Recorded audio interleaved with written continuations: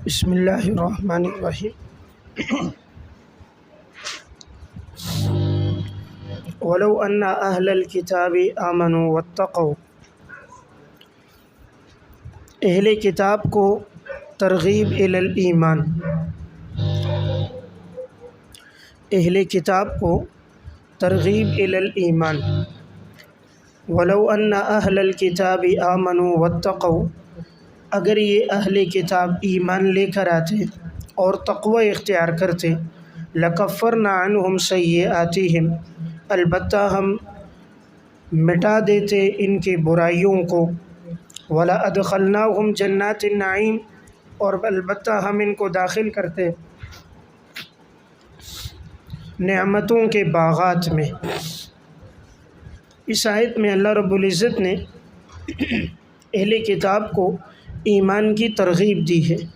فرمایا کہ اگر یہ لوگ ایمان لے کر آتے اور نمبر 2 اپنے آپ کو گناہوں سے بچاتے تو ہم انہیں 2 ثمرات عطا کرتے۔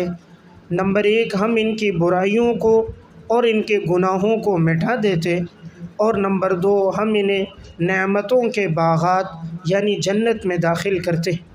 وَلَوْ أَنَّهُمْ أَقَامُوا التَّوْرَاةَ وَالْإِنْجِيلَ، اور اگر یہ لوگ قائم رکھتے تورات کو اور انجیل کو، وَمَا أُنزِلَ إِلَيْهِمْ مِنْ رَبِّهِمْ، اور جو نازل کیا گیا ان کی طرف ان کے رب کی جانب سے، لَأَكَلُوا مِنْ فَوْقِهِمْ، البتہ یہ لوگ کھاتے اپنے اوپر سے بھی، وَمِنْ تَحْتِ أَرْجُلِهِمْ، اور اپنے پاؤں کے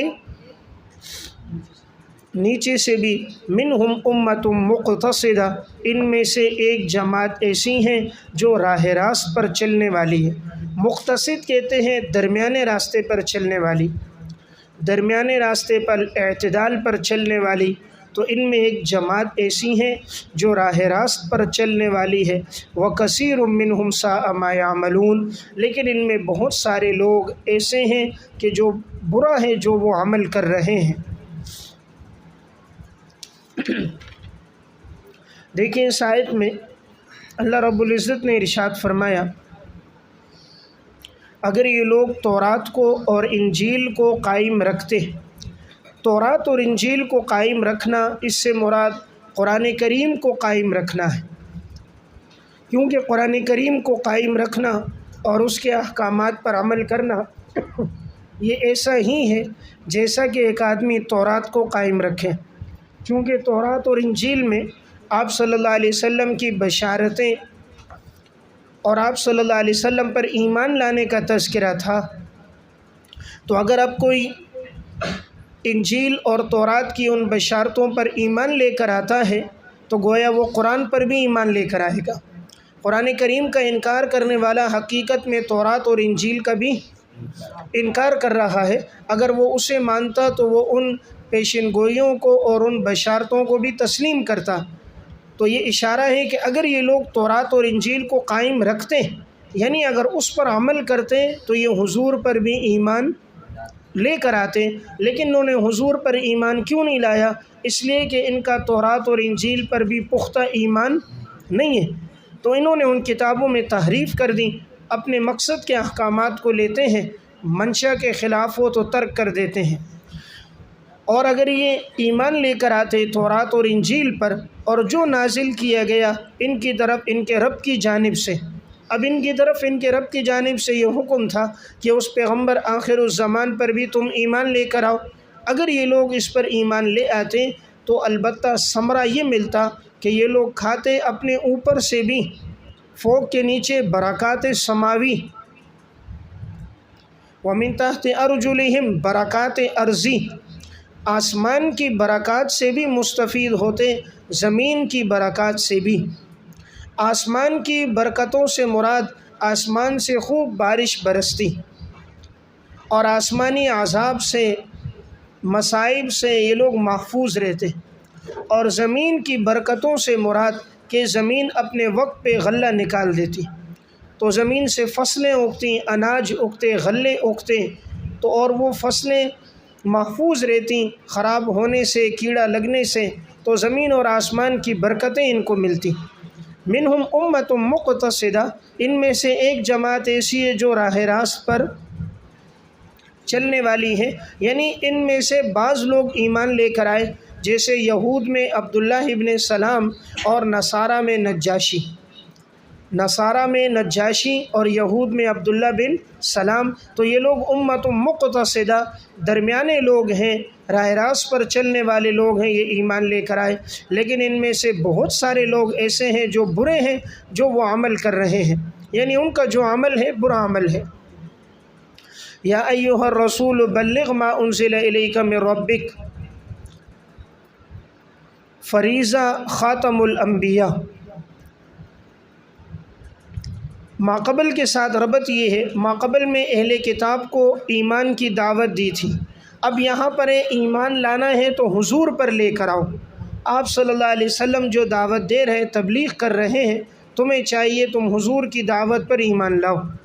اے رسول آپ تبلیغ کیجئے، ما انزل الیک، جو نازل کیا گیا آپ کی طرف، آپ اس کو پہنچائیے آپ کے رب کی جانب سے۔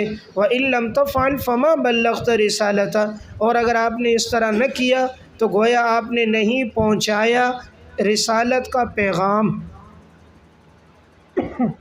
اگر آپ نے ایسا نہیں کیا تو گویا آپ نے نہیں پہنچایا رسالت کا پیغام۔ واللہ یعصمک من الناس، اللہ حفاظت کرے گا آپ کی لوگوں سے۔ ان اللہ لا یہدی القوم الکافرین، اللہ تعالیٰ کافر قوم کی رہنمائی نہیں کرتا۔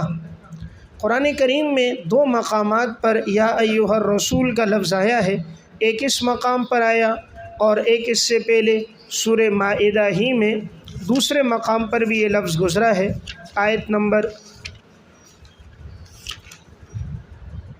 41 میں، یا ایھا الرسول لا یحزنک الذین یسارعون فی الکفر، یہاں بھی یہ لفظ آیا۔ تو دیکھیں یہاں اللہ تعالیٰ نے رسول کا لفظ کہا، نبی کا نہیں، کیونکہ رسول کا مطلب ہوتا ہے اکثر اہل علم کے ہاں جسے نئی شریعت اور نئی کتاب دی گئی ہو۔ تو چونکہ آپ صلی اللہ علیہ وسلم کو نئی شریعت اور کتاب دی گئی، اس لیے حکم دیا گیا کہ اے رسول جو شریعت اور کتاب آپ کو دی گئی آپ اس کو پہنچائیے جو آپ کی طرف نازل کیا گیا۔ دیکھیں یہاں بلغ امر کا صیغہ ہے، معلوم ہوا جتنا دین انسان کے پاس ہو اسے پہنچانا لازم ہے، امر مطلق کا موجب وجوب ہے، تو دین کی تبلیغ کرنا، دین کی دعوت دینا یہ ہر انسان پر لازم ہے۔ اب اس کے اندر جس طرح پورے دین کی تبلیغ کرنا ضروری ہے، اسی طرح دین کے ایک ایک حکم کی جزوی احکامات کی تبلیغ بھی ضروری ہے، اس لیے کوئی بھی حکم شریعت کا معلوم ہو تو آگے اس کو پہنچانا چاہیے۔ اب بعض لوگ جو کہتے ہیں یہ تبلیغ کہاں سے آئی، تو دیکھیں اس آیت سے تبلیغ کا حکم ہے کہ یہاں حکم ہے بلغ، تو بلغ یبلغ تبلیغ، تو بلغ کا مصدر کیا ہے؟ تبلیغ۔ بلغ یبلغ تبلیغ، مصدر کیا ہے؟ تبلیغ، اور یہ صیغہ کون سا؟ امر کا۔ تو جہاں بھی مشتق ہوتا ہے ماخذ اشتقاق اس میں موجود ہوتا ہے، تو یہاں بلغ مشتق امر کا صیغہ ہے اور اس کا ماخذ اشتقاق تبلیغ ہے، اور جب بھی مشتق پہ حکم لگتا ہے ماخذ اشتقاق اس حکم کی علت بنتا ہے، تو علت کیا ہے؟ دین کی بات کو پہنچانا۔ دوسرا لفظ ہوتا ہے دعوت، دعوت ہے ادعو الی ربک بالحکمت والموعظۃ الحسنہ وجادلہم باللتی ہی احسن، ادعو بھی امر کا صیغہ ہے تو یہ بھی مشتق ہے، اور اس کا ماخذ اشتقاق دعوت ہے، دعا یدعو دعوا و دعوتاً، تو وہاں لفظ دعوت ماخذ اشتقاق ہے اور یہاں لفظ تبلیغ، تو دو لفظ ہیں دعوت و تبلیغ، یعنی دین کی بات کو آگے پہنچانا، تو یہ ہر ایک مسلمان کی ذمہ داری ہے۔ تو یہاں بھی یہی حکم ہے کہ جو بھی دین کا حکم سنا ہے اسے آگے پہنچاؤ۔ ما انزل الیک من ربک، جو نازل کیا گیا آپ کی طرف آپ کے رب کی جانب سے۔ معلوم ہوا تبلیغ اس چیز کی ہوگی جس کا شریعت نے حکم دیا ہے۔ انسان اپنی طرف سے کوئی بات بنا کر اپنی تشریح، اپنی رائے، اپنی فہم کو دین میں داخل نہیں کر سکتا۔ دین وہی ہے جو اللہ کی طرف سے نازل ہوا۔ جب آپ صلی اللہ علیہ وسلم کو تبلیغ کا حکم ہے تو باقی لوگوں کو تو بطریق اولا حکم ہے۔ جب رسول کو حکم ہے تو جو رسول کے وارث ہیں علماء، انہیں تو بطریق اولا اس کا حکم ہے کہ وہ دین کی لوگوں کو دعوت دیں جو نازل کیا گیا آپ کی طرف آپ کے رب کی جانب سے، یعنی یہ گویا آپ اپنی طرف سے نہیں کر رہے، اللہ نے آپ پر نازل کیا ہے، کسی عام آدمی کا پیغام نہیں پہنچا رہے، خالق کائنات کی طرف سے یہ پیغام ہے۔ اور اگر آپ نے ایسا نہیں کیا فما بلغت رسالتہ، تو گویا آپ نے اس کا پیغام نہیں پہنچایا۔ تو معلوم ہوا جیسے مکمل دین کی تبلیغ ضروری ہے، اسی طرح بعض احکامات کی بھی، اور اللہ آپ کی حفاظت کرے گا لوگوں سے۔ من الناس کے نیچے ان یقتلوک، ان یقتلوک، اللہ حفاظت کرے گا اس سے کہ لوگ کہیں آپ کو قتل نہ کر دیں، اس سے اللہ آپ کی حفاظت کرے گا۔ آپ صلی اللہ علیہ وسلم جب ہجرت کر کے مدینہ تشریف لائے تو آپ کو ابتدا میں اندیشہ تھا کہ کوئی ان میں سے اذیت نہ پہنچائے، تکلیف نہ پہنچائے، اور معاذ اللہ آپ صلی اللہ علیہ وسلم کو قتل نہ کریں، تو اس لیے رات کے وقت آپ کے گھر کے باہر بسا اوقات صحابہ پہرا دیتے۔ ایک دفعہ آپ نے اسی طرح ہتھیار کی آواز سنی، پوچھا کون؟ تو حضرت سعد بن ابی وقاص رضی اللہ تعالیٰ عنہ تھے، اور وہ پہرا دینے کے لیے آئے۔ تو جب قرآن کریم کی یہ آیت نازل ہو گئی تو آپ صلی اللہ علیہ وسلم نے فرمایا اب تم سب چلے جاؤ، اب اللہ نے حفاظت کی ذمہ داری لے لی ہے، اب تمہاری ضرورت نہیں۔ تو واللہ یعصمک من الناس، اللہ آپ کی حفاظت کرے گا لوگوں سے۔ تو یہودی بھی ایک موقع پر آپ کو سازش کے تحت قتل کرنا چاہ رہے تھے، ایک بلایا اور اوپر سے دیوار گرانا چاہ رہے تھے اور پتھر گرانا چاہ رہے تھے، لیکن آپ کو وحی کے ذریعے سے علم ہو گیا۔ غزوہ خیبر میں ایک یہودی عورت نے اور بکری کے گوشت میں زہر ملا کر آپ کو دینا چاہی، لیکن آپ کو وحی کے ذریعے سے علم ہو گیا، تو اللہ نے پھر آپ کی ہر موقع پر حفاظت فرمائی۔ یہاں اشارتاً یہ بھی معلوم ہوا، دیکھیں تبلیغ کے ساتھ ساتھ آگے حکم ہوا ہے حفاظت کا۔ معلوم ہوا جب انسان مخلص بن کر اللہ کی رضا کے لیے دین کی دعوت کو آگے پہنچائے گا، اللہ اس کی حفاظت بھی کرے گا، اللہ اس کے لیے اسباب بھی پیدا فرما دے گا۔ البتہ موت کا تو ایک وقت مقرر ہے، اس وقت مقرر پہ موت آنی ہے، اللہ پھر عزت دیتا ہے شہادت کے ذریعے، شہادت کی موت دے کر اللہ اور اس کے مقام اور مرتبے کو بڑھا دیتا ہے۔ لیکن شریر لوگوں کے شر سے، مفسدین کے فساد سے اور اذیت پہنچانے والوں کی اذیت اور تکلیف سے اللہ اس کی حفاظت کرتا ہے۔ یقیناً اللہ کافر قوم کی رہنمائی نہیں کرے گا۔ کس کی طرف؟ بریکٹ میں لکھیں، یعنی اللہ تعالیٰ تمہارے قتل کی طرف کافر قوم کی رہنمائی نہیں کرے گا، یعنی کافر قوم کی اللہ رہنمائی نہیں کرے گا کہ معاذ اللہ وہ آپ کو قتل کر سکیں اور آپ کے قتل پر وہ لوگ جری ہو جائیں، ایسا نہیں ہوگا۔ اس لیے غزوہ احد میں بھی مشرکین نے بڑی کوشش کی، لیکن آپ صلی اللہ علیہ وسلم کو شہید نہ کر سکے۔ قل یا اہل الکتاب، اے اہل کتاب، لستم علی شیء، نہیں ہو تم کسی شے پر، لستم کے نیچے یعتد بہ، یعتد بہ، نہیں ہو تم کسی شے پر، یعنی جس شے کو شمار کیا جا سکتا ہو، جس کی کوئی حیثیت ہو، حتیٰ تقیموا التوراۃ والانجیل، یہاں تک کہ تم قائم رکھو تورات اور انجیل کو، اور جو نازل کیے گئے تمہاری طرف تمہارے رب کی جانب سے۔ وَلَيَزِيدَنَّ كَثِيرًا مِّنْهُمْ، عناد یہود، البتہ ضرور بے ضرور بڑھا دے گا ان میں سے بہت سارے لوگوں کے لیے وہ قرآن جو نازل کیا گیا آپ کی طرف آپ کے رب کی جانب سے، کیا بڑھا دے گا؟ طغیاناً، ان کے لیے سرکشی کو، وکفراً، اور کفر کو، یعنی جتنا قرآن نازل ہوتا رہے گا ان کی سرکشی اور کفر میں اضافہ ہوگا۔ فلا تأس علی القوم الکافرین، تسلی رسول، بس آپ نہ غم کھائیے کافر قوم پر۔ اس آیت میں اللہ رب العزت نے فرمایا اے اہل کتاب، نہیں ہو تم کسی شے پر، یعنی تمہاری کوئی حیثیت نہیں، ہاں تمہاری حیثیت تب ہوگی جب تم تورات اور انجیل کو قائم رکھو گے، اور جو نازل کیے گئے احکامات اللہ کی طرف سے تم اس کو قائم رکھو گے، عمل کرو گے۔ اور تورات اور انجیل پر عمل تب ہوگا جب نبی آخر الزمان پر ایمان لاؤ گے، کیونکہ اس کی بشارتیں اور پیشن گوئیاں موجود ہیں۔ معلوم ہوا انسان کی اپنی کوئی حیثیت نہیں، چاہے بڑے سے بڑا آدمی ہو، حیثیت تب ہوگی جب وہ قرآن و سنت پر اور دین پر عمل کرے گا۔ تو کہا اگر تم تورات انجیل پر عمل نہیں کرتے، لستم علی شیء، تمہاری کوئی حیثیت نہیں ہے۔ تو اب آدمی یہ نہ دیکھے میں بڑے محتمم کا بیٹا، بڑے محقق اور محدث کا بیٹا، صرف بیٹا ہونا، صاحبزادہ ہونا کافی نہیں ہے، بلکہ دین کے تقاضوں کے مطابق عمل کرنا ضروری ہے۔ صرف بیٹا ہونا کافی ہوتا نجات کے لیے تو نوح علیہ السلام کے بیٹے کی نجات ہو جاتی، عالم کا باپ ہونا کافی ہو جاتا تو ابراہیم علیہ السلام کے والد کی نجات ہو جاتی، چچا ہونا کافی ہو جاتا حضور کے چچا ابو طالب کی نجات ہو جاتی۔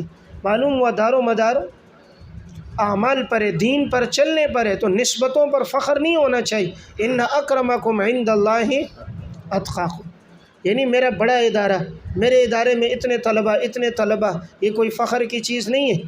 اگر ادارہ بنایا ہے لیکن ادارے کی ذمہ داریاں ادا نہیں کی، چندے کا صحیح استعمال نہیں کیا، تو یہی اللہ کے ہاں پکڑ کا ذریعہ بن جائے گا۔ تو پڑھنے والے طلبہ جنت میں، اساتذہ جنت میں، محتمم جہنم میں۔ بات سمجھ گئے؟ تو 3 آدمی جنت میں جائیں گے، معاونین بھی اور طلبہ اکرام بھی اور پڑھانے والے اساتذہ اکرام بھی۔ اور اللہ نہ کرے اگر محتممین نے اس پیسے کا استعمال غلط کیا، مدرسے کے جو اختیارات کو غلط استعمال کیا، تو یہی غلط استعمال کرنا جہنم میں جانے کا ذریعہ بن جائے گا۔ اللہ تعالیٰ کی کسی سے کوئی رشتہ داری نہیں، اللہ تعالیٰ دیکھتا ہی ہے کہ کس نے عدل اور تقوی پہ زندگی گزاری۔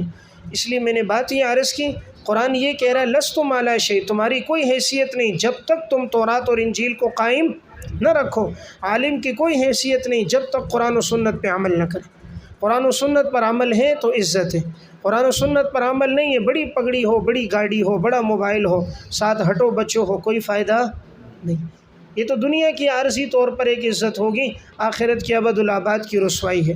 اس لیے انسان اصل یہ ہے کہ قیامت کے دن کی عزت مانگے، دنیا کی رسوائی نہیں، قیامت کے دن کی رسوائی ہے۔ یوم لا یخزی اللہ النبی والذین آمنوا معہ، اللہ تعالیٰ قیامت کے دن نبی کو اور ایمان والوں کو رسوا نہیں کرے گا، اور ان کا نور ان کے آگے اور پیچھے ہوگا۔ اور قرآن کریم میں دعا بھی کیا سکھائی؟ ربنا آتنا ما وعدتنا علی رسلک ولا تخزنا یوم القیامہ، قیامت کے دن اللہ رسوا نہ کرے۔ دنیا کی رسوائی کوئی رسوائی نہیں ہے۔ اگر دنیا میں انسان کے پاس دولت، پیسہ، گاڑی نہیں، کوئی حرج کی بات نہیں۔ دنیا میں آپ صلی اللہ علیہ وسلم کا مقام سب سے بلند تھا، لیکن آپ کی زندگی فقر میں گزری، کبھی کھایا کبھی نہ کھایا، پیٹ پہ پتھر باندھے، کئی دن گزر گئے اور گھر میں کھجور اور پانی کے علاوہ کچھ نہیں ہوتا تھا۔ تو میں عرض کر رہا تھا ہماری حیثیت تب ہے جب ہم قرآن و سنت پر قائم اور دائم ہیں۔ تو لستم علی شیء حتی تقیموا التوراۃ، یہاں تک کہ تم تورات اور انجیل کو قائم رکھو، اور جو نازل کیا گئے تمہاری طرف تمہارے رب کی جانب سے، اور البتہ ضرور بھی ضرور بڑھا دے گا ان میں سے بہت سارے لوگوں کے لیے قرآن زیادتی کو اور کفر کو۔ یعنی اگر قرآن پر عمل نہیں ہوگا تو جتنا قرآن نازل ہوتا رہے گا ان کا کفر بڑھے گا، انکار کرتے رہیں گے کفر بڑھتا رہے گا، احکامات نازل ہوتے رہیں گے نہیں مانیں گے سرکشی بڑھتی رہے گی۔ تو بس آپ نہ غمگین ہو کافر قوم پر، یعنی آپ یہ غم نہ کھاؤ یہ ایمان لے کر نہیں آ رہے، اگر نہیں لا رہے تو نہ لائے، اللہ نے جہنم بھی بنائی ہے۔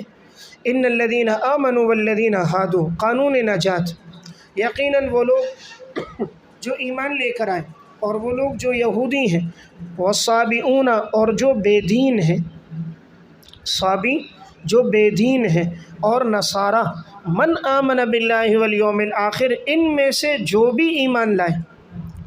ترجمہ لکھیں، من آمن باللہ، ان میں سے جو بھی ایمان لے کر آئے اللہ اور آخرت پر اور نیک عمل کرے، پس نہیں ہوگا ان پر کوئی خوف اور نہیں ہوں گے وہ لوگ غمگین۔ اس آیت میں اللہ رب العزت نے یہ فرمایا کہ اے ایمان والو، کہ یقیناً وہ لوگ جو ایمان لے کر آئے، اور نمبر 2 جو یہودی ہیں، اور نمبر 3 جو صابی ہیں، صابی کی تشریح سورہ بقرہ میں گزر چکی ہے، اور نمبر 4 جو نصارہ ہیں۔ اب من آمن باللہ یہ تکرار نہیں ہے کہ اب کوئی سمجھے کہ ان الذین آمنوا میں ایمان والوں کا ذکر پہلے ہو گیا تو من آمن باللہ دوبارہ تذکرہ یہ تکرار ہو، تو یہ تکرار نہیں۔ تو جو ترجمہ ہم نے لکھا ان میں سے جو بھی ایمان لائے، یعنی یہود میں نصارہ میں اور صابیوں میں سے جو بھی ایمان لے کر آئے گا اللہ تعالیٰ اسے یہ اجر دے گا۔ اور اگر اس کو من آمنہ کو آمنو سے متعلق کریں تو اس صورت میں یہ تاکید ہوگا کہ اے ایمان والو جو زبان سے ایمان لے کر آئے ہو، من آمن باللہ، تم دل سے بھی پختہ ایمان لے کر آؤ۔ اور یہ ایمان پر استقامت مراد ہے کہ ایمان لے کر آئے ہو، اب ایمان پر مستقیم رہو، استقامت بھی اختیار کرو۔ اور یہ اشارہ منافقین کو ہے، زبان سے ایمان لے کر آئے ہو تو اب تم لوگ دل سے بھی ایمان لے کر آؤ۔ اور ایمان کے ساتھ عمل صالح کی قید بھی آئی۔ معلوم ہوا صرف ایمان کافی نہیں، اعمال صالحہ ضروری ہیں۔ جب یہ دونوں چیزیں ہوں گی تو ثمرہ یہ ہے، نہ ان پر کوئی خوف ہوگا اور نہ یہ لوگ غمگین ہوں گے قیامت کے دن۔ لقد اخذنا میثاق بنی اسرائیل، بیان میثاق، البتہ یقیناً ہم نے لیا بنی اسرائیل سے پختہ وعدہ۔ بنی اسرائیل کے نیچے فی التورات، ہم نے بنی اسرائیل سے پختہ عہد لیا تورات میں۔ وارسلنا الیہم رسلا، اور ہم نے بھیجے ان کی طرف رسول۔ کلما جاءہم رسول، نقض عہد، جب بھی آیا ان کے پاس کوئی رسول، بما لا تہوی انفسہم، کہ نہیں چاہتے تھے جنہیں ان کے دل، انفسہم کے بعد جزا معذوف ہے، لکھیں نبذ المیثاق، نبذو المیثاق، المیثاق مفعول ہے، نبذ المیثاق، تو انہوں نے اس میثاق کو چھوڑ دیا۔ فریقاً کذبوا، اثر نقض توڑنے کا اثر، فریقاً کذبوا و فریقاً یقتلون، اثر نقض نمبر 1، کچھ کو انہوں نے جھٹلا دیا اور کچھ کو انہوں نے قتل کر دیا۔ تو وہ فریقاً یقتلون اثر نقض نمبر 2۔ وعدے کو توڑنے کا دوسرا نقص کیا ہوا کہ انہوں نے کچھ لوگوں کو قتل کر دیا۔ دیکھیں اس آیت میں اللہ رب العزت نے فرمایا ہم نے بنی اسرائیل سے وعدہ لیا تھا تورات میں، اور ہم نے ان کی طرف رسول بھیجے، لیکن جب بھی کوئی رسول ان کے پاس آیا احکامات لے کر، جو ان کا دل اس کو نہیں چاہتا تھا، تو انہوں نے اس وعدے کو چھوڑ دیا، وعدے پر عمل نہیں کیا، اور اس کا اثر یہ ہوا انہوں نے ایک جماعت کو جھٹلایا اور انبیاء کی ایک جماعت کو انہوں نے قتل کر دیا۔ وَحَسِبُوا أَلَّا تَكُونَ، وَحَسِبُوا، اور انہوں نے گمان کیا، لکھیں انہوں نے گمان کیا بریکٹ میں بسبب مہلت کے، انہوں نے گمان کیا بسبب مہلت کے، اللہ تکون فتنۃ، کہ نہیں ہوگا ان کے لیے کوئی عذاب یا آزمائش، نہیں ہوگا ان کے لیے کوئی عذاب یا آزمائش ان کے لیے نہیں ہوگی۔ فعموا وصموا، تو یہ لوگ اندھے ہو گئے، بہرے ہو گئے۔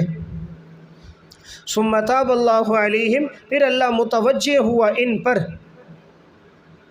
ثم عموا وصموا، پھر وہ اندھے ہو گئے اور بہرے ہو گئے۔ کثیر منہم، ان میں سے اکثر لوگ، واللہ بصیر بما یعملون، اور اللہ تعالیٰ دیکھنے والا ہے جو بھی یہ لوگ عمل کرتے ہیں۔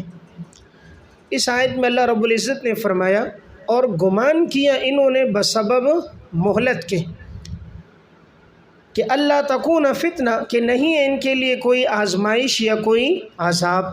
لکھیں یہ تکون میں کانا تامہ ہے، تکون میں کانا تامہ ہے، یہ افعال ناقصہ میں سے نہیں ہے، کہ انہوں نے یہ گمان کیا کہ نہیں ہے ان کے لیے کوئی عذاب یا آزمائش، تو یہ لوگ اندھے ہو گئے۔ اندھے ہونے سے مراد انہوں نے حق کو دیکھنا چھوڑ دیا، بہرے ہو گئے، حق کی بات کی طرف متوجہ نہیں ہوتے تھے، سن کر عمل نہیں کرتے تھے۔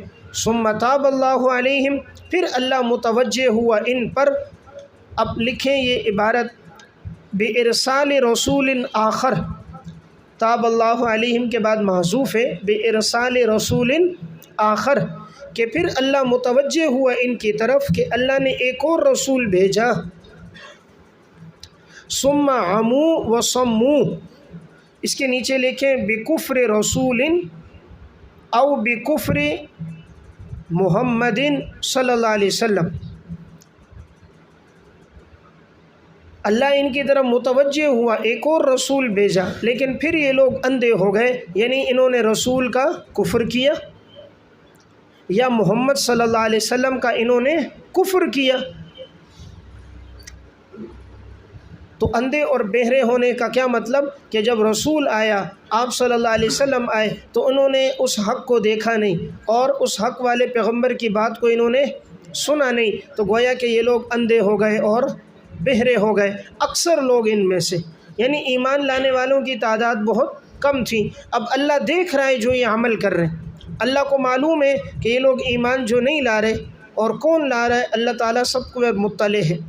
لقد کفر الذین قالوا، ابطال عقیدہ نصارہ، ابطال عقیدہ نصارہ، نصارہ کے عقیدے کا بطلان۔ لقد کفر الذین قالوا، پہلا گروہ جس نے کہا کہ یقیناً ان اللہ هو المسیح ابن مریم، یقیناً اللہ وہی مسیح ابن مریم ہے۔ وقال المسیح یا بنی اسرائیل اعبدوا اللہ، دلیل نقلی، اور عیسیٰ علیہ السلام نے کہا تھا اے بنی اسرائیل تم عبادت کرو اللہ کی جو میرا اور تمہارا رب ہے، یقیناً جو شرک کرے گا اللہ کے ساتھ تو یقیناً اللہ نے اس پر جنت کو حرام کر دیا ہے اور اس کا ٹھکانہ جہنم ہوگا، اور نہیں ہے ظالموں کے لیے کوئی مددگار۔ تو دیکھو یہاں سے نصارہ کے عقیدے کا بطلان ہے۔ نصارہ میں پہلا گروہ اور پہلی جماعت کا عقیدہ یہ تھا کہ اللہ رب العزت ہی عیسیٰ علیہ السلام ہے، یعنی معاذ اللہ جو اللہ عرش پر ہے اور جو اللہ رب ہے وہی اللہ پیغمبر بن کر زمین پر اترا ہے، تو وہ اللہ کے لیے اس عقیدے کے قائل تھے کہ اللہ رب العزت ہی عیسیٰ علیہ السلام ہے۔ تو آگے اب ان کو جواب دیا گیا دلیل نقلی کے ساتھ۔ عیسیٰ علیہ السلام نے کہا تھا اے بنی اسرائیل تم اللہ کی عبادت کرو جو میرا بھی رب ہے اور تمہارا بھی رب ہے، یعنی میں ہی اللہ نہیں ہوں، اللہ میرے علاوہ ہے جو ہم سب کا رب ہے، اور جو اللہ کے ساتھ کسی کو شریک ٹھہرائے گا تو اللہ نے اس پر جنت کو حرام کر دیا ہے اور اس کا ٹھکانہ جہنم ہے، اور ظالموں کے لیے کوئی مددگار نہیں، یعنی اللہ کے ساتھ شریک ٹھہرانا ظلم ہے، اور جو بھی ظلم کرے گا قیامت کے دن اس کی کوئی بھی مدد نہیں کرے گا۔ لقد کفر الذین قالوا، دوسرا گروہ یہ کہتا تھا لقد کفر الذین قالوا، البتہ یقیناً کفر کیا ان لوگوں نے جنہوں نے کہا ان اللہ ثالث ثلاثہ، اللہ تیسرا ہے تین میں سے، اللہ تیسرا ہے تین میں سے، وما من الہ الا الہ واحد، حالانکہ نہیں ہے معبود مگر صرف ایک معبود، وَإِن لَّمْ يَنْتَهُوا عَمَّا يَقُولُونَ، تخویف اخروی، اگر یہ لوگ باز نہ آئے اس سے جو یہ لوگ کہتے ہیں، لَيَمَسَّنَّ الَّذِينَ كَفَرُوا مِنْهُمْ عَذَابٌ أَلِيمٌ، البتہ ضرور بے ضرور پہنچے گا انہیں جنہوں نے کفر کیا ہے ان میں سے دردناک عذاب۔ دیکھیں دوسرا گروہ نصارہ میں یہ کہتا تھا کہ اللہ تین میں سے تیسرا ہے، یعنی معاذ اللہ تین مل کر خدا ہے، ایک اللہ اور ایک عیسیٰ علیہ السلام اور تیسرا حضرت مریم، اور بعض عیسائیوں کا نظریہ تھا تیسرا حضرت جبرائیل علیہ السلام، تو تین مل کر ایک ہے۔ تو اللہ نے اس نظریے کی بھی تردید کی کہ یہ نظریہ بھی ٹھیک نہیں ہے، بلکہ معبود صرف ایک اللہ ہے، اللہ کے علاوہ کوئی نہیں، اور اگر تم لوگ اس عقیدے سے باز نہ آئے تو کہا یاد رکھنا دو تاکیدیں بیان کی، نون تاکید ثقیلہ اور لام تاکید ثقیلہ، کہ آخرت میں ان کے لیے بڑا دردناک عذاب ہوگا۔ افلا یتوبون الی اللہ، ترغیب توبہ، کیا نہیں وہ لوگ توبہ کرتے اللہ کی طرف اور نہیں استغفار کرتے؟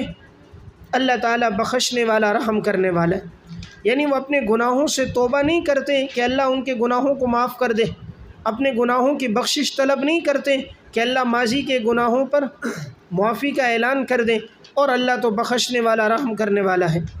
مل مسیح ابن مریم الا رسول، دلیل ابطال الوہیت مسیح، دلیل ابطال الوہیت مسیح، عیسیٰ علیہ السلام کے الہ ہونے کے بطلان کی دلیل کہ عیسیٰ علیہ السلام خدا نہیں ہے۔ مل مسیح ابن مریم الا رسول، مسیح ابن مریم تو نہیں ہے مگر اللہ کے رسول، قد خلت من قبل رسل، اور ان سے پہلے بھی بہت سے رسول گزر چکے ہیں، وامہ صدیقہ، اور ان کی ماں تو ہے سچی اور پاکیزہ، ان کی ماں تو سچی عورت ہے، پاکیزہ عورت ہے، کانا یاکلان الطعام، اور یہ دونوں کھانا کھاتے ہیں۔ کون دونوں؟ حضرت عیسیٰ اور حضرت مریم، یہ دونوں کھانا کھاتے ہیں۔ انظر کیف نبین لہم الآیات، پس دیکھو کس طرح ہم بیان کرتے ہیں تمہارے لیے نشانیاں۔ ثم انظر انا یؤفکون، پھر دیکھو پس یہ کیسے یہ لوگ پلٹ کے جا رہے ہیں، کیسے یہ اوندے منہ جا رہے ہیں اور شریعت کی بات کی طرف توجہ نہیں کر رہے۔ دیکھیں یہاں حضرت عیسیٰ علیہ السلام کی الوہیت کے ابطال کو بیان کیا گیا ہے کہ عیسیٰ علیہ السلام تو نہیں ہے مگر صرف اللہ کے رسول، اور اللہ کے بہت سے رسول پہلے بھی گزر گئے، اور یہ بھی اللہ کے رسول تھے، یہ بھی آئے، انہوں نے دعوت دی، اور یہ بھی اب چلے گئے، یعنی دنیا سے گئے ہیں، آسمانوں پر ہیں، اور قرب قیامت میں اب آئیں گے، پھر اپنے وقت مقرر پر یہ بھی دنیا سے چلے جائیں گے۔ اور ان کی والدہ تو سچی عورت تھی، یعنی معاذ اللہ ایسا نہیں ہے جو یہودیوں نے الزام لگایا کہ انہوں نے معاذ اللہ گناہ کیا اور اس سے عیسیٰ علیہ السلام پیدا ہوئے، تو اللہ حضرت مریم کی پاک دامنی بیان کر رہا ہے کہ وہ عورت تو پاکیزہ عورت ہے، سچی عورت ہے۔ تو جس کے قول میں سچائی ہوتی ہے اس کے افعال میں بھی سچائی ہوتی ہے، جس کے قول میں سچائی ہوتی ہے ان کے افعال میں بھی سچائی ہوتی ہے۔ اس لیے سچ بولنا بہت بڑا نیک عمل ہے۔ ہر نیکی کی بنیاد سچائی ہے، اور ہر گناہ کی جڑ جھوٹ ہے، اور یہ جھوٹ تمام گناہوں کے لیے بنیاد ہے، اور جب انسان جھوٹ پہ آتا ہے بہت سارے گناہوں میں پڑ جاتا ہے، اور جو سچائی کا عادی ہوتا ہے تمام نیکیوں سے وابستہ رہتا ہے۔ اس لیے آپ نے فرمایا نا ان الصدق بر وان البر یہدی الی الجنہ وان الکذب فجور وان الفجور یہدی الی النار۔ تو اس لیے یہ دو وصف اپنے اندر لائیں۔ علماء طلبہ میں 3 چیزوں میں کمی ہے۔ نمبر 1، نماز میں تکبیر اولیٰ کا اہتمام نہیں کرتے۔ نمبر 2، قرض لے کر واپس نہیں دیتے۔ نمبر 3، سچ نہیں بولتے۔ نمبر 3، سچ نہیں بولتے۔ جس میں یہ 3 اوصاف آ جائیں آج کے معاشرے میں اللہ اس کو مستقبل میں عزت دے گا۔ نماز کی پابندی ہو، زبان میں سچائی ہو، اور قرض لینے کی عادت نہ ہو۔ اس لیے یہ عادت سے بچے۔ عموماً جب آدمی قرض لیتا ہے پھر جھوٹ بولتا ہے، وعدہ کرتا ہے خلاف ورزی کرتا ہے، کل پیسے دوں گا، پرسوں دوں گا، ہفتے گزر جاتے نہیں دیتا۔ اور قرض کی ضرورت تب جب آدمی خواہشات میں پڑتا ہے، ورنہ ضرورتیں تو اللہ پوری کر رہا ہے۔ خواہشات میں پڑنے سے انسان پریشان ہوتا ہے، اس لیے یہ عادت نہیں ڈالنی چاہیے۔ معاشرے میں عزت نہیں رہتی۔ جو عالم لوگوں سے قرض لیتا پھرتا ہے، جس سے پیسے مانگتا ہے اس کی نگاہوں میں گر جاتا ہے۔ انسان جس سے دنیا مانگتا ہے اس کی نگاہ میں گر جاتا ہے۔ اس لیے دنیا میں عزت چاہیے اور اللہ کے ہاں عزت چاہیے۔ تو آپ صلی اللہ علیہ وسلم نے فرمایا ازہد فی الدنیا یحبک اللہ وازہد فیما عندک الناس یحبک الناس۔ دنیا سے بے رغبتی کرو، اللہ تم سے محبت کرے گا۔ دنیا والوں کے ہاتھ میں جو کچھ ہے اس سے بے رغبتی کرو تو دنیا والے بھی تم سے محبت کریں گے۔ تو اللہ تعالیٰ نے فرمایا کہ ان کی والدہ صدیقہ سچی عورت تھی۔ حضور کا وصف بھی صادق اور امین تھا کہ دشمن بھی آپ کو صادق اور امین کہتے تھے۔ اب اللہ تعالیٰ نے ان دونوں کے الہ ہونے کے بطلان پر دلیل بڑی عجیب پیش کی۔ فرمایا کانا یاکلان الطعام، یہ دونوں تو کھانا کھاتے، اور جو کھانا کھاتا ہے وہ خدا نہیں ہوتا۔ یہ دونوں کھانا کھاتے ہیں، تو تمہارا یہ نظریہ کہ 3 مل کر ایک خدا ہے، تو یہ دونوں کھانا کھاتے ہیں، اور کھانا کھانے والا خدا نہیں ہوتا۔ کھانا کھانے والا دنیا میں سب سے زیادہ محتاج ہوتا ہے۔ کھانا کھانے والا دنیا میں سب سے زیادہ محتاج ہوتا ہے، اور جو سب سے زیادہ محتاج ہوتا ہے وہ خدا نہیں ہوتا۔ خدا محتاج نہیں۔ اب انسان کیسے محتاج ہے سمجھو۔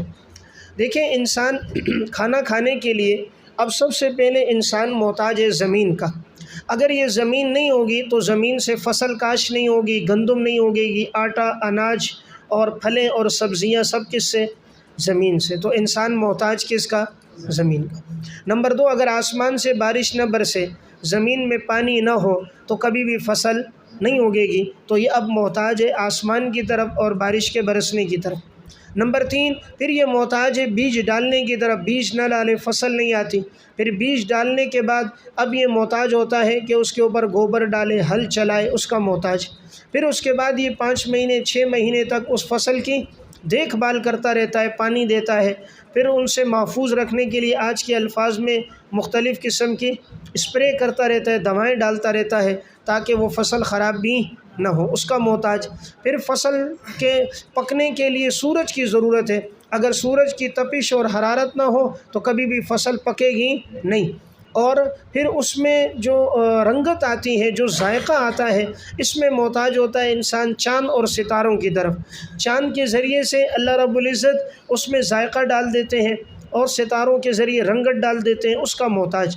پھر فصل پکنے کے بعد کاٹنے کا محتاج، کاٹنے کے بعد اب گندم کاٹی تو گندم کو اس سے نکالنے کی احتیاج، پھر گندم کو پیسنے کی احتیاج، پھر گندم پیسنے کے بعد اس سے آٹا بنانا، اس کا محتاج، آٹا بنانے کے بعد آٹا گوندنا، اس کا احتیاج، گوندنے کے بعد پکانا، اس کا احتیاج، پکانے کے بعد اس کا لقمہ بنانا، اس کا احتیاج، لقمہ بنانے کے بعد منہ میں ڈالنا، اس کا احتیاج، ڈالنے کے بعد چبانا احتیاج، چبانے کے بعد نگلنا، اور پھر جسم کے پورے نظام کا حرکت کرنا اور اس کھانے کو ہضم کرنا، اور پھر کھانے کا جسم سے باہر آ جانا، اتنے زیادہ احتیاج ہے، تو جو اتنا محتاج ہوتا ہے وہ خدا نہیں ہوتا۔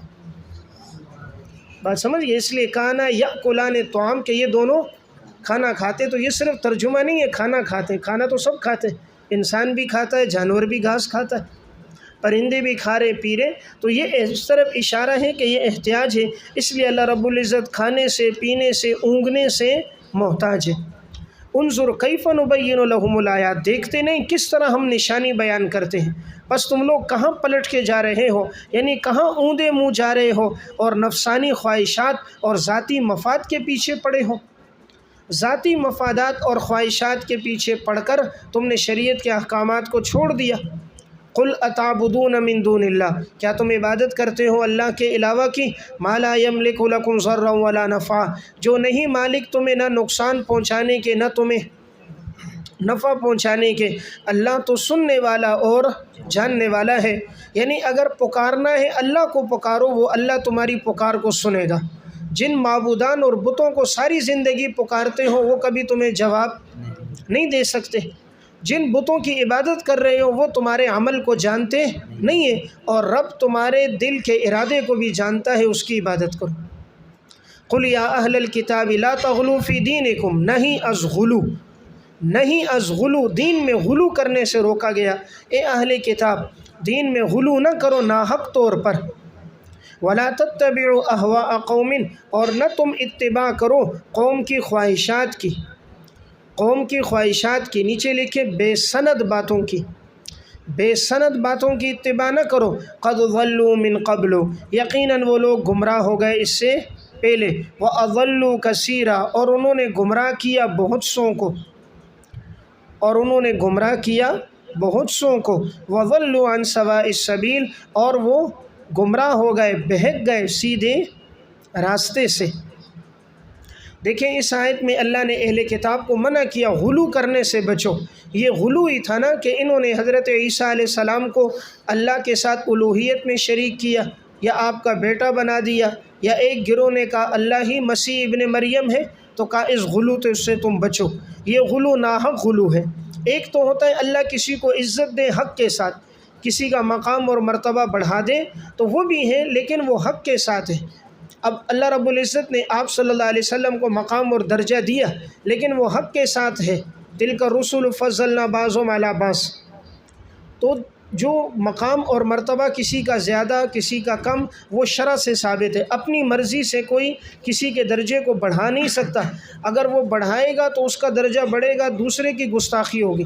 تو اگر نبی کا درجہ بڑھا دیا جائے گا تو اس نے نبی کا درجہ تو بڑھایا لیکن اللہ کی گستاخی کر، تو جب اس کو معبود بنایا خدا کی گستاخی، یا اس کو بیٹا بنایا تو رب کی گستاخی، تو مخلوق کا درجہ بڑھا دینا گویا ناحق رب کی ذات میں کی گستاخی کرنا ہے۔ اس لیے نہ تم اتباع کرو قوم کی خواہشات کی، یعنی یہ ساری باتیں بے سند باتیں، بے سند باتیں ہیں، ان کی کوئی دلیل نہیں ہے، حضرت مسیح کو الہ کہنے کی کوئی دلیل نہیں ہے۔ قد ضلوا من قبل، یقیناً یہ لوگ بھٹک چکے ہیں اس سے پہلے۔ من قبل کے نیچے بغلوہم، بغلوہم وہم اسلافہم، بغلوہم وہم اسلافہم، کہ بھٹک چکے ہیں یہ لوگ اس سے غلو کی وجہ سے، اس سے پہلے، یعنی ان کے اسلاف اور آباء و اجداد بھی اس گمراہی کی وجہ سے بھٹک گئے۔ وَأَضَلُّوا كَثِيرًا، اور انہوں نے گمراہ کیا اور بہت سوں کو، یعنی خود بھی گمراہ ہوئے، اوروں کو بھی گمراہ کر دیا۔ گویا ان کے اندر مرض متعدی تھا، خود بھی بھٹکے، اوروں کو بھی بھٹکا دیا۔ وَضَلُّوا عَنْ سَوَاءِ السَّبِيلِ، ضلوا کے نیچے قصداً، اور وہ لوگ بھٹک گئے سیدھے راستے سے، قصد اور ارادے کے ساتھ، یعنی اپنے قصد اور ارادے کے ساتھ وہ لوگ سیدھے راستے سے